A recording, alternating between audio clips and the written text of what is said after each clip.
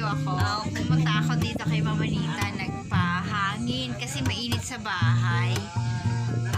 Nandun lahat ang mga aking mga apo. Masigip din, tsaka maingay. Alam mo mga bata, maliliit, maingay. So dito kay Mama Nita, pinasyalan ko siya, ay nagtatahi siya. Maganda dito kasi tahimik at saka mahangin kasi meron siya niyan, no? Kaya asan na ba yun? Ayan, meron siyang electric fan. At tahimik, yun ang gusto ko dito. Dito muna kay Mama Nita. Habang nanonood kami ng ayan. Bigyan natin sila ng Bingo Plus. Yan ang pinapanood namin si Yorme.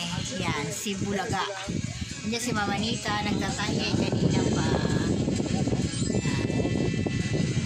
At katapos lang namin magkape. Salamat kay Mama Nita. Pinakape niya ako at saka may tinapay at peanut butter. So, thank you Mama Nita. Dito muna ako habang nagpapalipas ang oras kasi mainit pa sa labas. So, hi ulit viewers! Nandito na ako sa bahay at nakapamalengke na rin ako. Hindi ko na lang siya kinuha na ng video. At ang oras ngayon ay 6:30 or 6:20, mag-6:25 na ng gabi. At nandito ako sa kwarto at nandito na naman ang aking mga apo. Ayan sila.